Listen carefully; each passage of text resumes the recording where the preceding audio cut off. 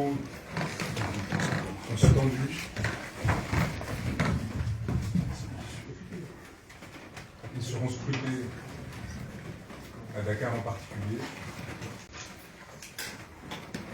tant par le pouvoir, par les chancelleries occidentales, à un moment qui peut déterminer le destin d'une nation. Alors je souhaiterais que ces premiers mots aillent et soient entendus directement par les détenus de la prison de Rebos, nos frères, mes frères,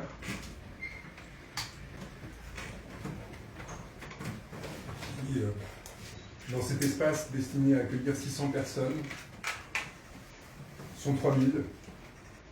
dont 700 prisonniers politiques, entassés dans des chambres de 70 mètres carrés à plus de 200, interdits de dormir allongés, enfermés pour beaucoup sans jugement depuis des mois, parce qu'ils ont eu le tort de penser, de militer et de lutter. Je tiens à profiter de ce privilège extraordinaire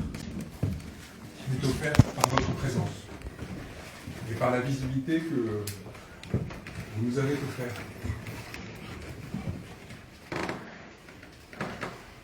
Pour que leurs nombreux hommes, par-delà les murs de ces prisons qui les tiennent enfermés, pour que le monde entier sache qu'il ne s'agit pas simplement du destin d'un homme, Ousmane Sonko, porteur des espoirs de tout un peuple, placé en détention provisoire,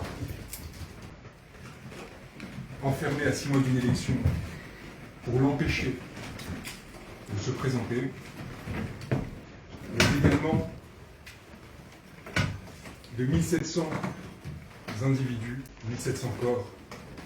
qui dans l'ensemble des prisons du Sénégal continuent de croupir, sans accès à la justice, sans une once de visibilité. Vos mots, mesdames, messieurs les journalistes,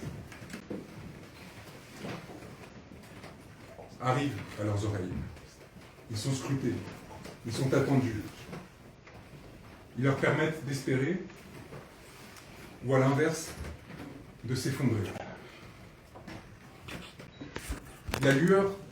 qui est apparue dans des yeux du maire de Keur-Massar Sud, qui était en géole avec moi,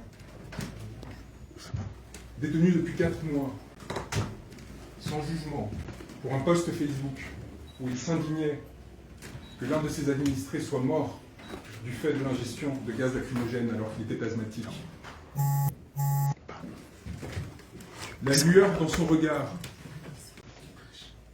lorsqu'il est venu me dire que RFI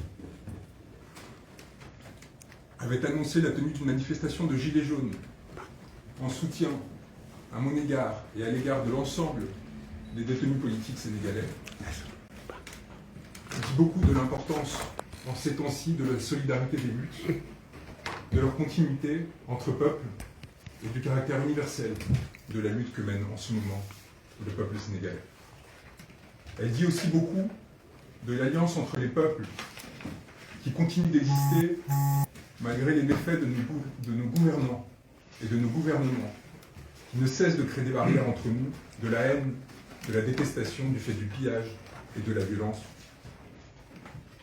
qui ne cessent de nourrir. La France est à l'heure du choix, à la veille peut-être d'une guerre au Niger, alors qu'elle se voit concurrencée dans des stratégies de pillage et de prédation par d'autres puissances étrangères, alors qu'elle a tenu silence sur la situation. Elle doit s'interroger sur sa nécessité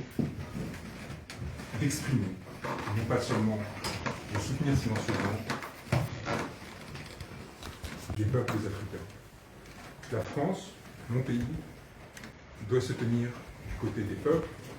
elle doit avoir ce courage si elle souhaite maintenir un lien avec ce reste du monde, non plus pour le piller et l'exploiter, mais pour construire ensemble un devenir. Autrement, ce sera la violence, ce sera le pillage, ce sera la révolte, et ce sera, quoi qu'il arrive, la liberté et la souveraineté des peuples africains.